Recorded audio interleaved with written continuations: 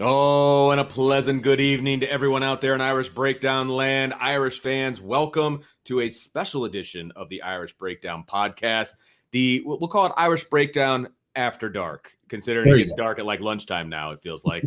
So we're going to talk a little b-ball, a little hoop, a little round ball with my guy Tom Noie, who covers the Irish for the South Bend Tribune. He has been a contributor to Irish Breakdown in the past, and I appreciate Tom for joining me today. Of course, I'm Vince DeDario. I'm the football analyst at irishbreakdown.com. And Tom, we're going to talk a little Notre Dame hoop recruiting today as Mike Brey just signed his class. Huge day for Notre Dame. Mike Brey, even, because you're looking, yes, Tuesday was the start of college basketball. So we were going to talk to Mike Brey anyways. And one of my questions with Mike Brey is, the ACC is 15 teams deep.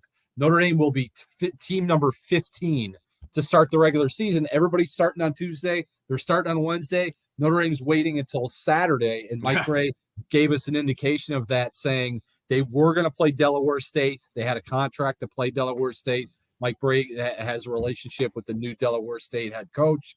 They wanted to come out here and play either Tuesday or Wednesday. They couldn't work it out from the Delaware State angle. And Mike Brey said, you know what? And here's his exact quote. He said, to hell with it. We got signing day on Wednesday. It's a huge day for our program. Yeah. Let's concentrate on signing day and push the start of the season back until Saturday against Cal State Northridge. You know what? That's actually not a bad idea, because you don't really want this particular signing day to fall through the cracks, right? I mean, it feels to me like this is the first really solid signing day since 2018, but 2018 had 5 guys. This one has 3. And in basketball, that makes a pretty big difference, right? Yeah, my cat thinks it's a big difference too. I'm telling you, every time I do a Zoom conference, he's involved in it. So he wants to get involved in it as well. But yeah, and also the last couple of years, they signed J.R. Knesny, they signed Blake Wesley last season, but it was a really weird recruiting year because Mike Brey could never see him because of COVID. Yeah. And then you go back to the now sophomore class. They land Tony Sanders Jr. out of Florida. Tony Sanders never even freaking visited campus. Really? I did not know that. He because of COVID. Yeah. He never met Ryan Humphrey in person. He never met Mike Brey in person. He saw nothing of the facilities other than just like on a Zoom call. Like, hey, this is what Rolfs Hall looks like. This is what, Purcell Pavilion looks like. So it's really been a weird couple of years for Notre Dame recruiting-wise for myriad reasons, whether it's COVID, whether it's Mike Brey saying, you know what, I don't want to recruit a point guard or a shooting guard or a power forward because I really want to invest in this senior class and give them every opportunity to have success. Now, they haven't had success. Obviously, they have not gone to the NCAA tournament. They have not had a winning season in the ACC. But that's one thing about Mike Brey is he's going to give his guys and put all the trust in his guys and be like, look, I'm not going to bring you in here and say you're my guy, and a year later I'm recruiting over the top of you like a guy like Rick Pitino was famous for doing that when he was at Louisville. He's getting all kinds of guys. He wants to, if Rick Pitino could have 20 guys on a roster every single year on scholarship, he would. But Mike Brey's like, I want to ride these guys, see where they take us. Now it's gotten to the point where you don't know what's going to happen next year with guys like Prentice Hub and Nate Lashevsky. So this was a gotta have class, and Mike Brey and his coaching staff certainly delivered. They really did. So let's talk about this overall class. How does it stack up from what we've seen from Mike Brey and his staff over, I don't know, the past decade or so? It's so hard, especially in football recruiting. Everyone gets so worked up about, is he a 5-star? Is he a 4-star? Is he a top 10 guy? Is he a top 30 guy? You just don't know from a basketball standpoint. All we have to do with that is roll back to the 2018 class where everybody said they've got 4 top 100 guys: Prentice Hub, Robbie Carmody, Dane Goodwin, Nate Lashevsky. 4 top 100 guys, 4-star guys. Boy, Notre Dame's going to be a regular in the NCAA tournament. How can they not win with this class that they're bringing in? And look what's happened. For whatever reason, it just hasn't materialized. And you get a guy like Robbie Carmody, who probably never will play college basketball at Notre Dame because of the injury situation. So It's hard to say where it fits, Because remember, like I said, everybody gets so caught up in Notre Dame needs to get 4-star guys, or why can't they get a 5-star guy? The best recruiting class that Mike Brey maybe has ever gotten, ever in his 22 years. Who were they? I'll tell you. Bonzie Colson, Matt Farrell, Marty Gevin. 3-star, 3-star, 3-star. Everybody looked at those guys. I remember when Bonzie Colson committed, and we ran a picture of Bonzie Colson in the South Bend Tribune. He used to play with glasses. And everybody's like, who is this guy that they're recruiting with glasses? Yeah. This guy's nuts. But I'll tell you, if there's one recruiting class that I would compare anyone, like, what's Mike Brey's best recruiting class? It's not the McDonald's All-Americans guys. It's not the 4-star guys. You can't do better than those 3 guys in Colson, Farrell, and Marty Gevin. Now, this class has a chance to be one of Mike Brey's best. But you know what? Let's get them on campus. Let's actually see what they can do. Like Dominic Campbell. Dominic Campbell's 6'8", but he's also 260. And if you read between the lines with Mike Brey wants to get him on campus in June and just turn him over to Tony Rolinski, the strength and conditioning coordinator. Because as good as Dom Campbell could be, I think he's going to have to get himself into big-time college basketball shape. So he may take some time. Van Allen Lubin. Now, J.J. Starling, forget it. J.J. Starling's playing the minute this season ends. As soon as he steps on campus. Yeah, right. Absolutely. So does this class fill the needs that Notre Dame had coming into the recruiting cycle? I mean, obviously Mike Brey, it could potentially lose a ton after this year. Does this fill the need for what the holes are going to look like moving forward? Absolutely. Because, he doesn't know. His staff doesn't know. I don't even think his players know what's going to happen after 21-22. Yeah. Because all those guys can come back. That's true. You look at Prentice Hub and all Prentice Hub has done in his career since he walked in here and was a starting point guard. What if Prentice Hub says, you know what? We got a chance to really be good next season. I think I'm going to come back. Yeah. What do you do? But you have to operate. Mike Brey and his staff have to operate under the premise that Prentice Hub, a 4-year starter, accomplished basketball player, has done basically everything but go to the NCAA tournament. If they go to the NCAA tournament, Prentice Hub, and logically so, will probably be thinking, you know what? It's time for the next challenge of my basketball career. So I'm going.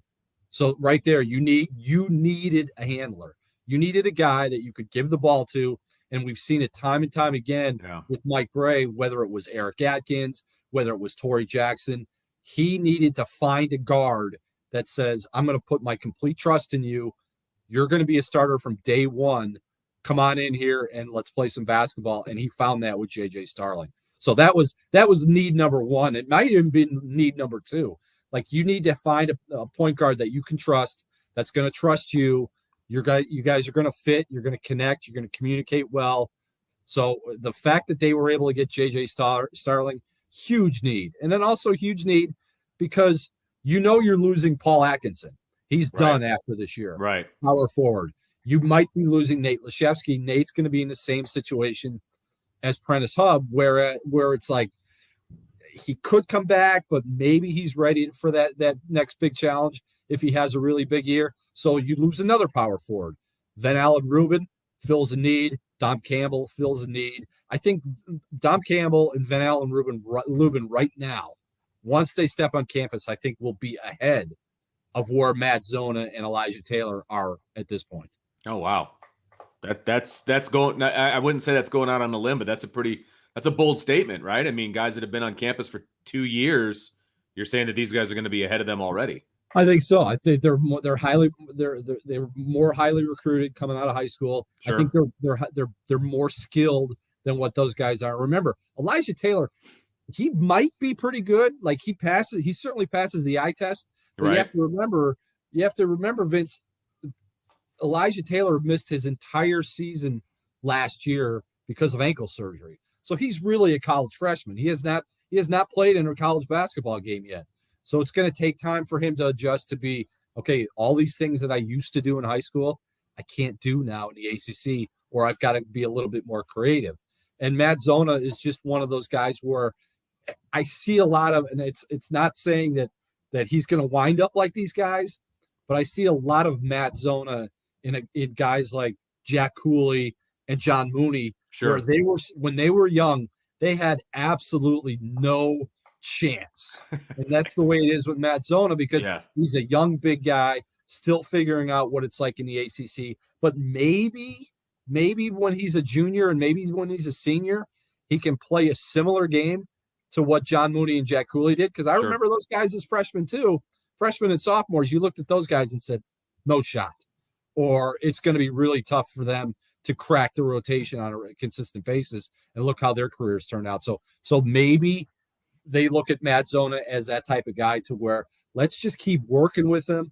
Let's just keep trying to grow him and develop him and get better. And maybe somewhere down the line, everything hits and we got a guy in there that can be a power forward rotation player for us. Now, Tom, you mentioned that J.J. Starling is your prototypical ball handler, point guard, start on day one kind of kid that Prentice Hub has been for the last 4 years, right? I mean, he's been the guy, right? So is there anybody else even on this roster that can be that prototypical point guard? Possibly. Well, he won't be the prototypical point guard because I went and watched him practice for about 2.5 hours at La Lumiere the day before the USC football game back in October. And the funny part about it is he'll be groomed as a starting point guard. He plays 0 point guard at La Lu. Like he's off the ball. He's running. He's camped out in the corner, shoots threes, gets the ball on ball reversal, and then he'll drive it. Very rarely is he initiating offense. So he's more of a combo guard, kind of like what Prentice Hub was when he was a high school senior. If you remember back in DC, his senior year before he blew his knee out, Prentice Hub was in the same backcourt as Chris Likes, who played at Miami, transferred to Arkansas.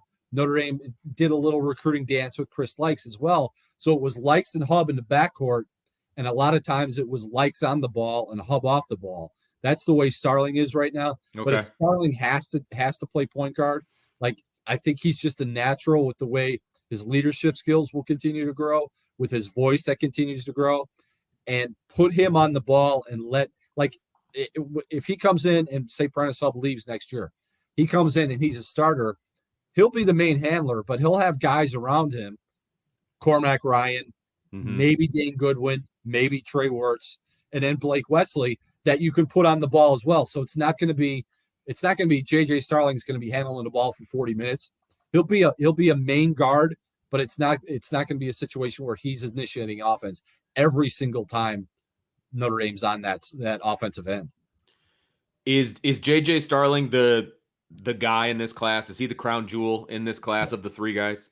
Absolutely. And just like they have not had a guy like that since Demetrius Jackson. I think his 3 ratings are from the 3.com sites. J.J. Starling's rated 40th, 32nd, and 27th. Yeah. So that's Demetrius Jackson. That's McDonald's All-American territory. And it's just something where you looked at J.J. Starling and he's got Duke, Stanford, Syracuse, Northwestern, and Notre Dame. And the deeper that this thing went, you kind of started getting indications that the Irish had a real shot. But if you looked at this 5, 6, 7 months ago, and you saw a kid from La Lu, and Notre Dame's been down that road before, going to LaPorte, trying to get Jaden Ivey, trying to get Isaiah Stewart, trying to get Jalen Coleman Lands, and they were not able to get any of those guys. If you saw how this was going to go 7 months ago and said, he's a La Lu kid, he's from Central New York, he grew up watching Syracuse basketball, he's got Duke in his Final Four, boy, that's going to be really hard for Notre Dame. But unbelievable job by Ryan Humphrey, unbelievable job by Mike Brey.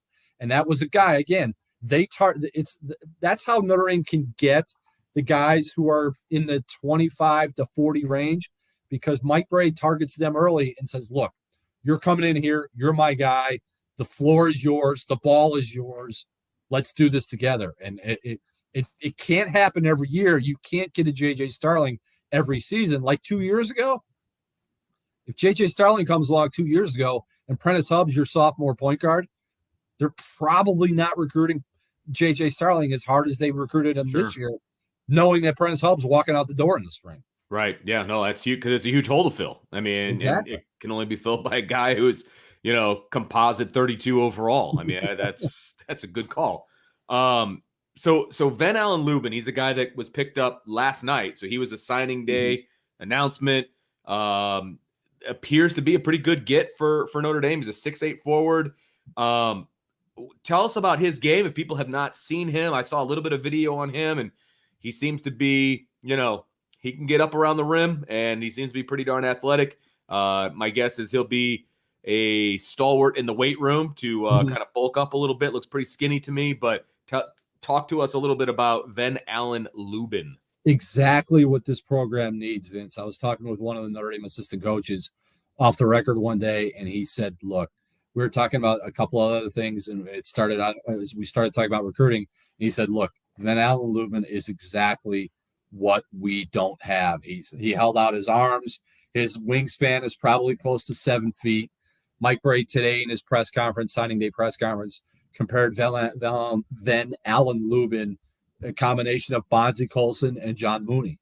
And if he has that kind of college career arc, that's a pretty good comparison right there. So long, athletic, can play down low, can play in the open floor, and just a guy that fits a perfect power forward need for this basketball program. No, absolutely. Yeah, it was a big get for Notre Dame last night. Now, was this a surprise for Notre Dame, or was he kind of a silent commit going in? Well, he committed on Friday. Okay. So the coaching staff knew before Friday's exhibition game that Lubin was in the fold. But the deeper this went, like he was really quiet about stuff.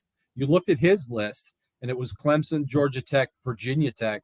So he had schools in the South. Maybe he wanted to stay closer to Florida, but Notre Dame was able to land him. And I think that was like they knew they were getting Dom Campbell. Dom Campbell committed way back in July. Right. So once they get Starling, then it's like, okay, they're generating a little recruiting juice. How are they going to close it out?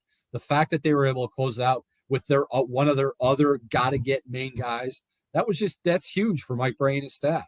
Yeah, no question about it. I'm going to ask you about the staff here in a second, but I do want to touch on Dom Campbell. You mentioned him before. He's a big kid, maybe too big at the moment. So I'm sure that is going to be a point of emphasis when he gets on campus. But what does he bring to this team? He's also listed as a 6'8" forward. 6'8" forward, and I had to laugh because Mike Brey made the reference to one of his former University of Delaware players this afternoon. He said it reminds him of Mike Pegues. And when Mike Brey starts talking, when he starts spinning Mike Pegues stories, that was his guy when Mike Brey started at the University of Delaware. And it was the guy that he rode Mike Pegues into the NCAA tournament his first couple of years in Delaware. He said he was a little out of shape early as a young guy. I can see Dom Campbell like that. But I think once he gets serious about his body, once he gets serious about being in the weight room and understanding what the ACC is all about, there's just so much there to work with because he comes from an AAU program that gave Notre Dame Cormac Ryan and Pat Connaughton and the Middlesex Magic's program in Massachusetts. And when Michael Crotty, the Middlesex coach, calls up Mike Brey and says, Mike, I got the perfect guy for you. Mike Brey is like, I trust you, Mike. Let's do it. Let's see what we got with Dom Campbell. He was kind of a sleeper guy too. As May and June arrived, Notre Dame got on him early. Mike Brey said, we got to get this guy early. Maybe some of his assistants are like, yeah, let's see him work out in July. Let's see how by the time late June and July rolled around, early July, he had 21 offers. All kinds of schools were coming in. Oklahoma, Providence, Boston College. And again, that was key for Notre Dame because usually when Notre Dame's the first team in on a guy, doesn't turn out well for Notre Dame. Like Notre Dame, I always remember former Notre Dame associate head coach Rod Balanis was the first guy to discover Matthew Hurt up in Minnesota. And he was like, man, we love Matthew Hurt. This is a guy that would fit well in our system. He can shoot it. He's got length. He can do this. He can do that. And he said, we were the first one to offer him. Well, after Notre Dame offers him, then all the big schools start coming in and he winds up going to Duke and Notre Dame doesn't even get a visit.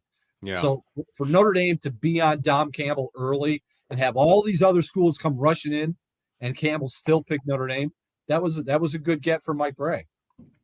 So, you did touch on last year's class of Wesley and Konechny, excuse me. Yeah.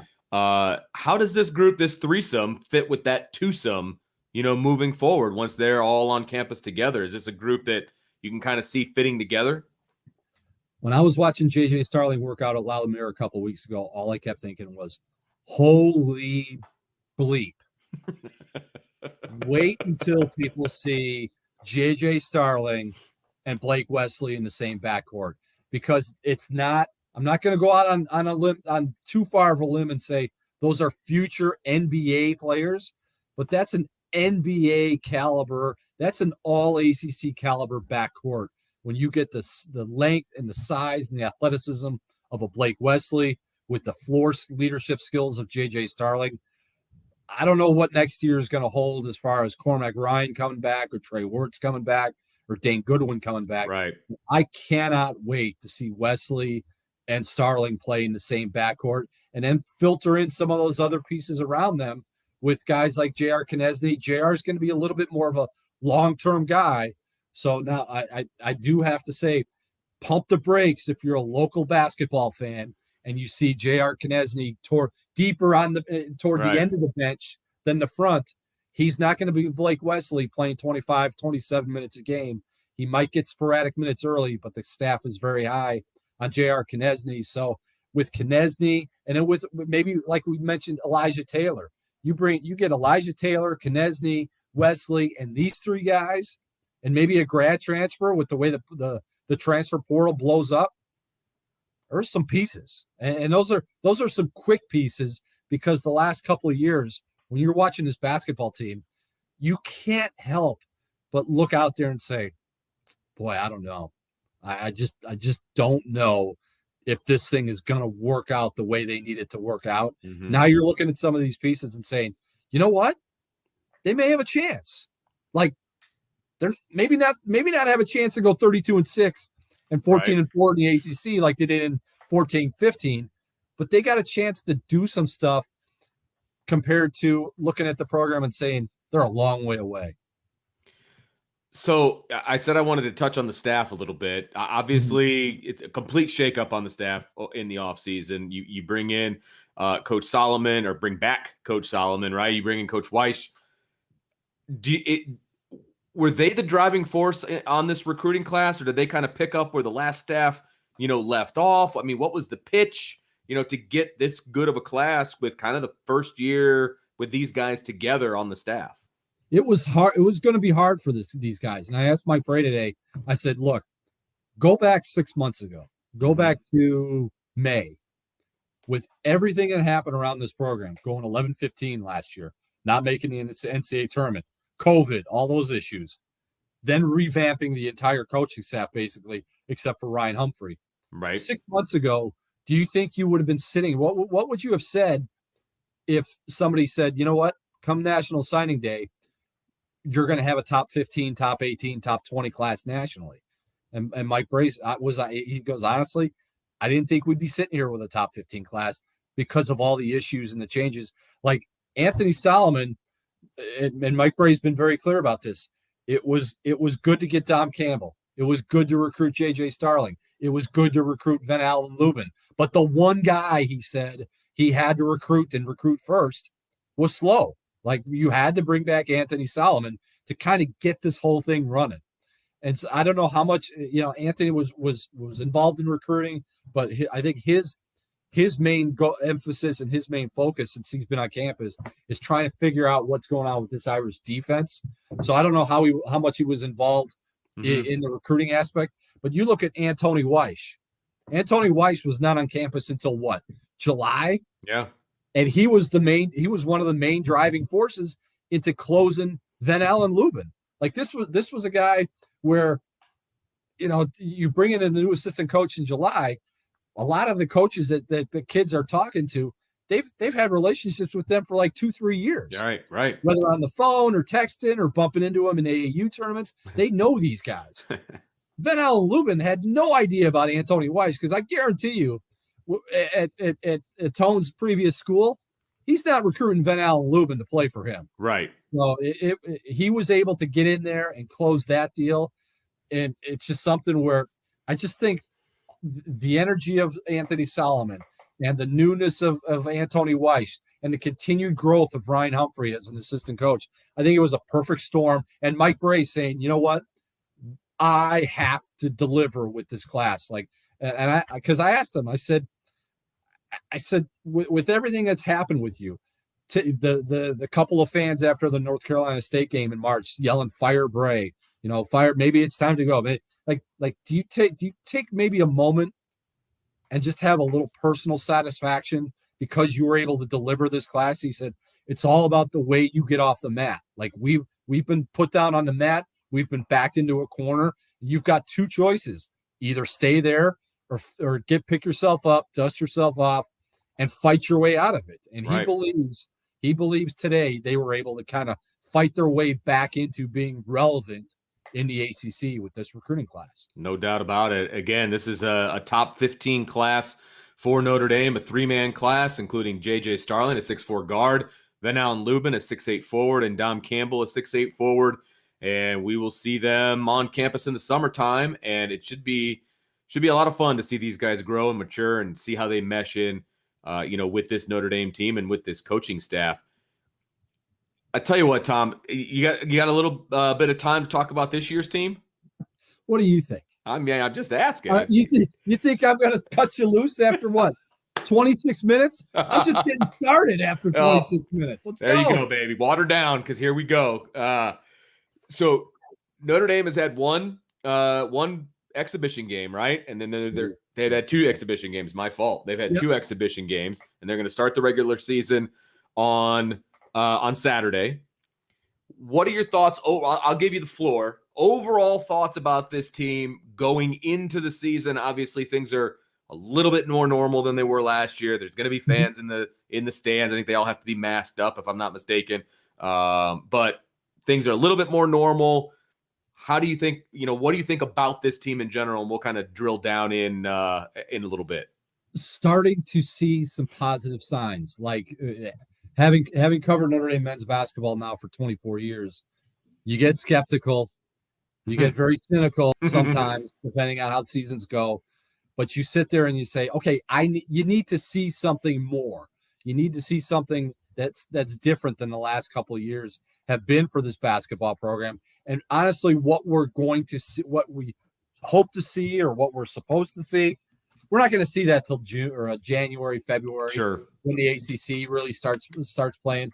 But the way they've played their first two exhibition games, the fact that they played such an overmatched team in Nazareth College, Division III school out of Central New York, the first time out, and it's 18-0 Notre Dame, and I think it was at some point it was 28-5 or whatever the run was. Yeah, there were so many seasons past that when Notre Dame got up 20 points, they kind of just eased off the throttle, and it became a 12, 13, 14-point game, and you're like, I just want to see Notre Dame just drill somebody. Yeah, go up by 52 the way North Carolina led Notre Dame by 52 in the ACC tournament last year, and we were able to see that the first game. And you walk out of Purcell Pavilion that night thinking, yeah, I kind of like a lot what I'm seeing from this team. And then same thing the other night where it was St. Norbert was a better team, but still small team, going to run their stuff offensively,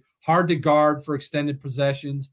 Defensively, Notre Dame remains a work in progress, but the fact that they were able to win those two exhibition games by such large margins, I think the two teams combined to average only about 40.5 points per game.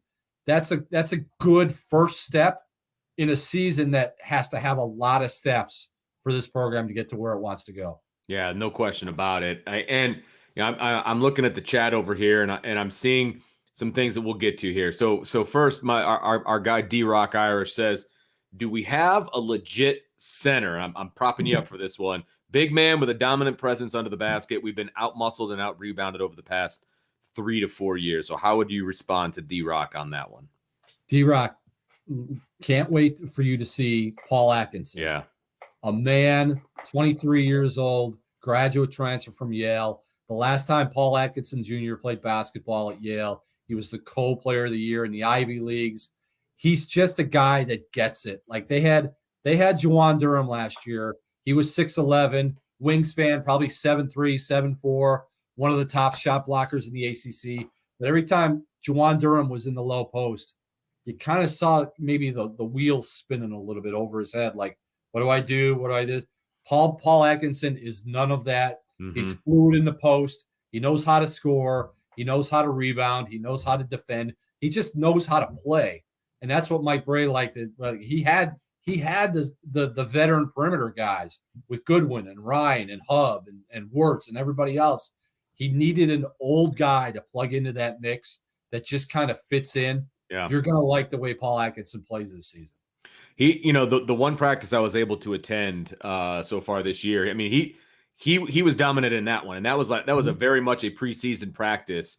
And it felt to me like he'd been with those guys for a long time. I mean, he just kind of fit in with them and he dominated down low. I mean, it was the team on team, obviously, but I mean, he dominated down low and he looked like he knew what he was doing and he was comfortable.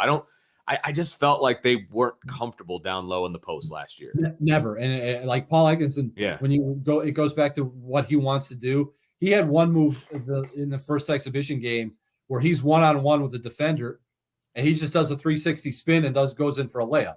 Like it reminded Mike Brey and it reminded everybody that's followed this program. It reminded everybody of Luke Arangoti, the way he used to operate around the basket, where he just has that instinctual know-how to get a shot or to be a good position defender. Like defensively, people are worried about, are they going to do this defensively? Are they going to rebound? It's still going to be a struggle at times defensively, but I and it doesn't really necessarily have to be a center or a new power forward. I think the collective commitment to be better guarding and to understand, like they know now, and they've known since Anthony Solomon arrived, you got two choices. You're either going to dig in and defend and be a good defensive team, or you're not going to the NCAA tournament, regardless of whether Paul Atkinson's in the game or J.R. Knesny's in the game or Elijah Taylor, or they have to go to Matt Zona. Doesn't matter who's playing in the game. Either you're going to defend and rebound, or you're not going to the NCAA tournament the fifth straight year. So what's it going to be? Yeah, I really do think it's that simple. I mean, to be honest with you, I really do, because this team looked lost on defense as well, recently. And look, Coach Solomon, again, in the practice that I was at, he ran the show at practice, and it was intense and it was defensive oriented. And it's not going to be for lack of them not knowing what to do. Defense is about what you want to do, right? As opposed to not knowing what to do. And with this coaching staff, you need a good cop and you need a bad cop. The head coach can't be both. Mm-hmm. And last year with the makeup of the staff, Mike Brey often felt like he had to be both. You can't wear both hats. Right. You've got to either be the good cop or the bad cop. And Anthony Solomon, I'm telling you, when Mike Brey called up Anthony Solomon, says, Slow, I need a bad cop. Slow's like, you know what? Let's meet in Fort Wayne. Let's get this done. Yeah. Like he knows how to be the bad cop. He knows how to get after guys. Yeah. He knows how to press the right buttons, and he knows how to get the guys to respond to them. It's not something where if he's up some guy's rear end about not boxing out, guys aren't tuning him out and saying, "Hey, coach, you're full of it. I'm not listening to you." They'll be like, they respond to the coaching that Anthony Solomon's given them. Mm-hmm. And like I said, the juice and the energy and just the overall makeup of this staff, it's totally different than what it's been the last couple of years. And it's what was needed even before Ryan Ayers ran into his off-court situation. Mike Brey had told those guys on that staff, I don't know how this season's going to go, but I think I'm leaning toward making some changes, because there was just something missing, whether it was Rod Bolanis had been there for so long. Ryan Ayers never really got to the next level he needed to as an assistant coach, kind of worried about stuff off the floor more than on the court. Mm-hmm. And Ryan Humphrey was just coming into his own, to where now you put Ryan Humphrey around an Anthony Solomon and a Tone Weiss. Ryan Humphrey's going to be a head coach someday really soon. Yeah, no, absolutely. And I will say, from a defensive standpoint, you talked about local basketball fans. If anybody got out and got to watch Blake Wesley play at Riley High School, and granted, it was in the NIC, it was against high school kids, but when he wanted to defend, they did like a box and one, and he was on top. And with his wingspan and his athletic ability, I mean, he just got into passing lanes over and over. And I can't even remember how many, steal breakaway dunks he had because of his defense. Now, there was also times where he didn't really want to play defense, and it was pretty obvious. But when he wants to play, he can play. And I got to imagine that they're going to tap into that a little bit on the perimeter. The best thing to happen to Blake Wesley the other night after having such a breakout debut was for him to struggle. He went 1 of 9 from the floor, couldn't hit a shot, missed 2 breakaway tomahawk dunks, put both of them on the front rim. Like, I was joking. I think I was joking with Tim Priester from Irish Illustrated. I said, is that rim 10 feet down there? Like, it was like, is it a 12-foot rim? Like, what's going on? Because Blake Wesley can dunk with the best of them, but sure, it was great to see him still be engaged, especially defensively, especially running the show as the second handler and making the extra pass and finding guys the way he did. Because if he started 1 for 9 last year at Riley, forget it. He was cooked. The game was done. They weren't going to win that game because Blake Wesley was in a funk. Now he knows, hey, this is a big time. I can't be pouting because I've missed a couple shots. I've got to find other ways to impact my team and to have an impact on the game. And to see him do that, like you see, when you watch Blake Wesley run the floor and the ground that he covers so quickly, he's got long legs. I mean, he's just long, period. But yeah, he is about as athletic, just pure athletic, of a guy in this program since someone we've talked about a lot on this show, and that's Ryan Humphrey. And Ryan Humphrey was a first-round NBA draft pick. Mm-hmm. Like it's just you haven't seen that kind of body type in this program for so long. Like I asked him when we were watching Blake Wesley run up and down the floor. I asked somebody. I said, "Who does he remind you of?" They said Jaren Grant. Well, Jaren had a different body type. He wasn't that long. He wasn't that quick. He was just a really good college guard. Sure. But the way he covers ground, I'm telling you, I see a lot of Ryan Humphrey and Blake Wesley. Just from an athleticism, skill, length, and just freakiness standpoint, they're a lot alike. Yeah. So if you took a poll of Irish fans and you said, what's your biggest complaint about Mike Brey? I have a feeling that this right here from Rob might be, and I'm going to ask you because everybody's talking about it. So I'm just going to throw it out there. I'm going to let you go with it. So Rob says, I hope Coach Brey plays more than 6 to 7 guys during the season. In the past, this concept gets us dead legs when March Madness rolls around. So Tom, how would you answer that question? How do we know that? Because they haven't played in March Madness. How do they know that their legs are dead? The program was dead for the last 4 years with no NCAA tournament. But no, let's go back to Duke, Kentucky. Champions Classic last night at Madison Square Garden. How many guys did John Calipari play? I'm guessing 7. 7. So depth is overrated. It really is. Like people think, and especially people around this Notre Dame men's basketball program, just because you have 10 or 11 guys doesn't mean that you should play 10 or 11 guys because that's too many guys to try to keep happy. And Mike Brey comes from the Mike Krzyzewski school of rotation thought that tighter is better. What's one of the reasons Notre Dame annually leads the country, not just the ACC, but the country in assist to turnover ratio? Why are they so good with the ball? Because you have that same core of 5, 6, sometimes 7 guys that basically play together and act all as one. When the rotation has gone deeper, that's when the ball's being thrown away. It's a live ball turnover the other way. It's being thrown in the second row of the stands. They're not getting good looks.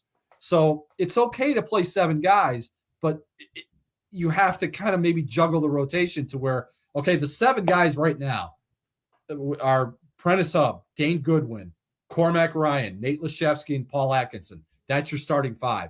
The bench will be Blake Wesley and Trey Wirtz. They'll get to 8. Some nights it might be Elijah Taylor. Some nights it might be J.R. Knesny. Maybe some nights it'll be Matt Zona. Depending on the matchup. Yeah, depending on what the matchup is. Right. But it's not going to be consistent because the more guys you play on a regular basis, the more issues that kind of crop up that fans don't see. And Mike Brey knows how to play a 6 or 7 man rotation because they're not getting after it, or they weren't getting after it much on the defensive end until this year. So now he's playing 7 guys, and he was asked after the second exhibition, how are you going to play 7 guys if you really want to get after it defensively? It's substituting more. He can play 7 guys, but when I go back and I look at the box score in the 2 exhibition games, I don't know if anybody played over 30 minutes. Now, that may change when the regular season rolls around. Right. But he substitutes more, and he changes defense to where you can play a little 1-2-2. You can play a little 2-3 matchup zone. You can play 2-3 traditional zone, or you can play man-to-man defense. All those are designed to save legs to the point where let's just – I would love for this program to get to March Madness and have the dead leg issue because we haven't seen it since 17-18. Yeah, right. 16-17. Yeah, exactly. I heard from our buddy Brian Driscoll. He's obviously listening, and he said Kentucky played only 7 guys, but only 2 guys played more than 30 minutes. Right. And that plays right into the point that you just made. You don't have to have a long bench to rotate and keep guys fresh throughout the game. I got to find those box scores. Where's those box scores? I don't know where they are. They're in a big mess of papers. That's all right. Yeah, when I looked at the minutes, there was nobody that's going for 35, 36, 37 minutes. Now, there may be nights like that where it's going to be heavy minutes, but I think they're conditioned. And again, it's going to bother me as a 53-year-old guy to go out there and play heavy minutes, and I'll have dead legs. But these guys are 17, 18, 19 years old. Right. Like, there's no reason for them to be tired. Yeah, no, I agree with that one wholeheartedly. No doubt about it. There were times as I would watch games where it just, and this is my opinion, this is Vince's opinion, this isn't anything else, but there were times where Mike Brey just looked just tired. I don't know if defeated is the right word, but maybe just stressed, whatever the case may be. Do you think that he's kind of revitalized going into this year? I mean, obviously, great recruiting class that he obviously had a part of. You're bringing in 2 guys this year that I think the staff really likes. Do you think he feels a little bit more revitalized and the way that hopes the season will go?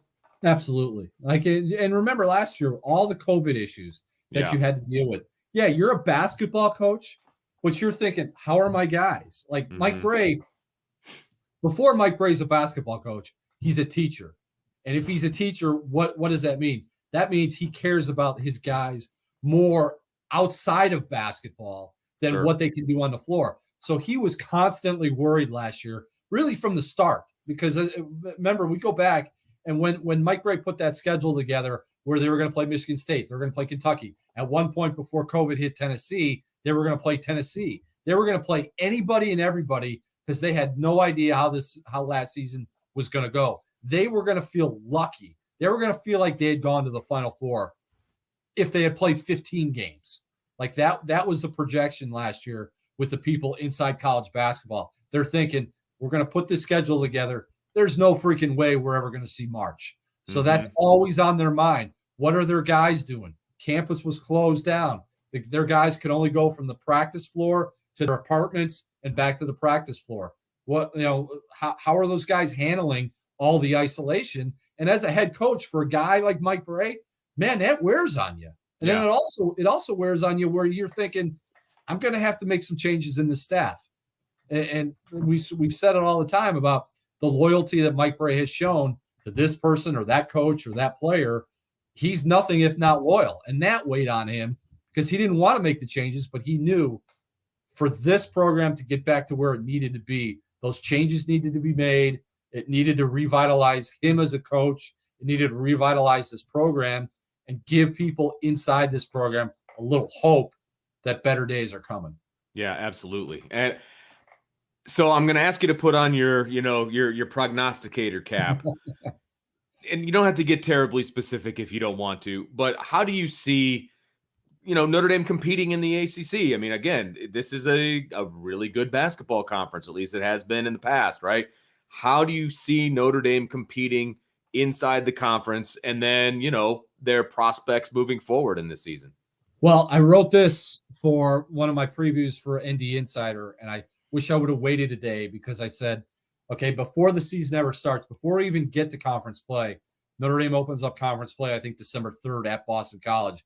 Before we even get there, there's 5 teams ahead of them in no particular order. Duke, Florida State, Virginia Tech, North Carolina, and Virginia. How do you think that how did that work out? Virginia loses at home to Navy. Right. So scratch Virginia off the list. Right. It's going to be a long way back for them. But after those, before seeing Virginia lose to Navy, after those 5, it's a toss-up for 6, 7, 8, 9. Like you have a bunch of teams in that second tier, whether it's Louisville, whether it's Syracuse, North Carolina State. Put Notre Dame in there as well. Like, why can't Notre Dame? And I was talking with Tim Priester the other day. We were talking and said, why can't they be 6? Like everything we've seen from this team in preseason, given their experience and their age and their drive and their determination, the fact that they want to be better on defense, that they want this year to be their year, why can't they get to 6? Yeah. And if they're 6, they're in the NCAA tournament. Yeah, I think if they're 6th, if they're 7th, if they're 8th, maybe if they're 9th, depending on how the season goes. But the way Navy beats Virginia, Louisville kind of struggles at home against Southern. I don't know other than what we saw from Duke last night against Kentucky. I don't know how good this league's going to be because there's the talent level, the talent drain from the ACC after last season. Like everybody's gone. I think it was Prentice Hub, Isaiah Wong, and Armando Bacot were the only top 3 players off all ACC teams to return. A lot of talent left the league. Yeah, no doubt about that. I'm going to kind of go full circle here, and I want to touch on the Rolfs, the practice facility, because it's only been open for a couple of years, and obviously with COVID and everything, I don't think recruits got the full view and the full picture of it. Maybe my timeline's a little bit wrong, but being in there and being in there before the renovation, number one, and then now after they've renovated it completely and just gutted it and turned it into a basketball facility, and I know Mike Brey was fighting for this, and I'm sure Muffet McGraw was fighting for it for years and years and years. They finally get it. How has that changed things in recruiting? Well, I'll tell you the funniest Rolf story is when Paul Atkinson arrived from Yale. Yale. I mean, it's an Ivy League school. Sure. They're more concentrated on academics than athletics. So Paul Atkinson walks into Rolf's, and on the bottom floor where you go down the staircase, and you go out the door into the practice facility for the men's on the left and the women are on the right. When you're in that basement area, there's like a nutrition stand. There's a nutrition center. You can have food, you can have cereal, you can make yourself a smoothie. There's snacks, there's this, that. Paul Atkinson went into Rolf's the first day that he was on campus, and he's like, Can I eat some of that? Can I like there's do-it-yourself smoothie. There's a book, it's a book about this thick, where if you want to have like a banana blueberry smoothie, it gives you all the ingredients you need. It gives you the outline of how to do it. And Paul Atkinson looked at all that and said, Can I actually make that? Like, really?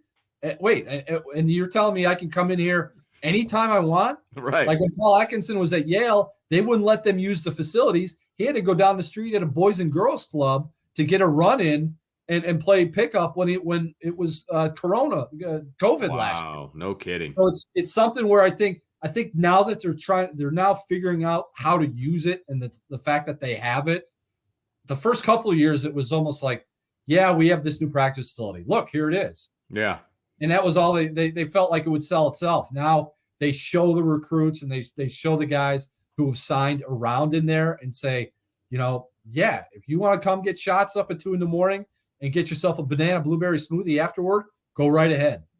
That's unbelievable. I mean, it's a palace inside. I mean, it's beautiful, and all the glass, and I mean, it's a few more banners on the right side than on the left side, but I'm sure Mike Brey is going to work on that. I got to do a little work on that. But it's a great facility, and it was well deserved, I think, after as long as Coach Brey and Coach McGraw, for that matter, have been there and what they've accomplished. it's a beautiful facility as a reward, basically. I think. And needed. Like yes.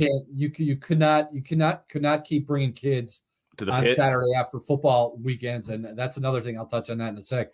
Into the pit and saying, yeah, this is our practice facility. Yeah, but right. Going back to football weekends, Mike Brey said today, he said they went a little different direction.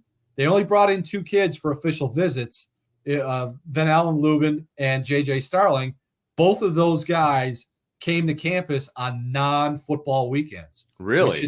Which is kind of a switch. And Mike Brey said, you know what? Maybe we found something there to where it's not all this. And he said, don't get me wrong. Before all you football people get all in a huff about Mike Brey not liking football weekends, he said there's nothing better on this campus than a Saturday afternoon when Notre Dame football is playing at home. Right. But you bring guys like JJ Starling in, and they're basketball players. Like, they want to play basketball.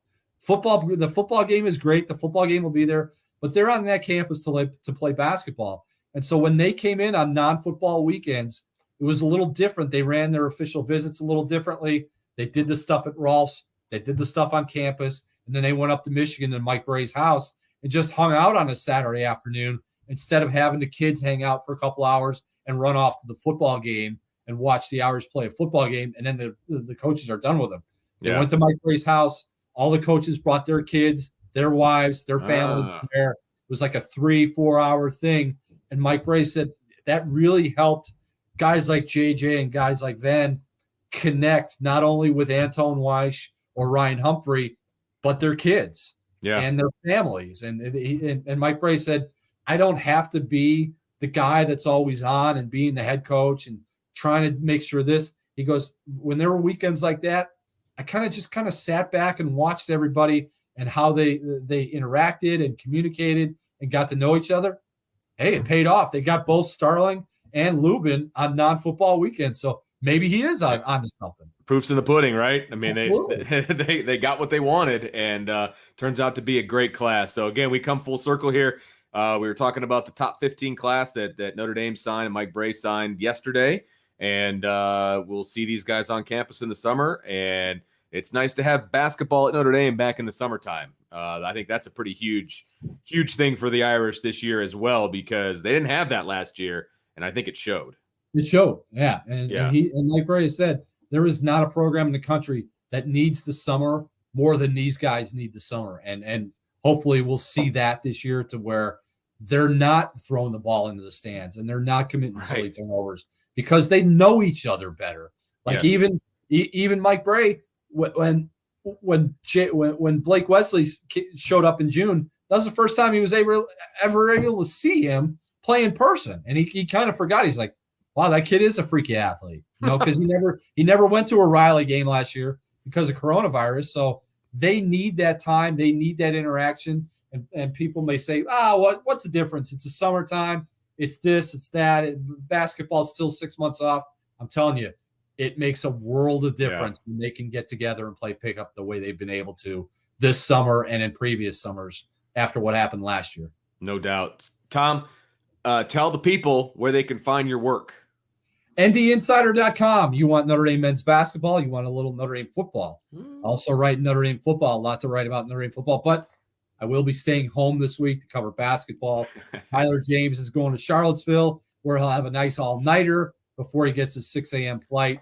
ndinsider.com. You want to talk Notre Dame basketball. You want to talk about the defense. You want to talk about big men. You want to talk about rotation. Go to ndinsider.com, 10 o'clock Thursday morning, live chat. So we'll start that baby at 10 a.m. We'll probably go 4 or 5 hours just talking Notre Dame men's basketball. So swing on by and we'll talk some hoops. Man, you're putting in the work going 4 or 5 hours it's with the chat. Season. Woo, baby. Well, you have a wonderful basketball season, and you willing to come back at some point and talk about the team? No, we're done. All right, fair enough. Hey, mic drop. Boop, done. Done. Absolutely. Let's do it again. All right, I appreciate it, Tom. Thanks for making some time for us. Really appreciate it. If you're watching on the YouTube channel, make sure you hit that like button, subscribe, hit the bell, the notification bell. So obviously the people that are here now, that you've all hit the notification bell because you knew we were having a special show tonight. But everybody else, make sure you do that. so that you get notified about the good stuff that's not on our normal, schedule. But we'll be back tomorrow at 12:30 for our prediction show for the game this weekend. And then if you're listening on the podcast, make sure you give us a 5-star review, all that fun stuff. So anyway, thank you for joining us. Thank you, Tom, for taking the time. Much appreciated. And we will talk to everybody next time on the Irish Breakdown Podcast.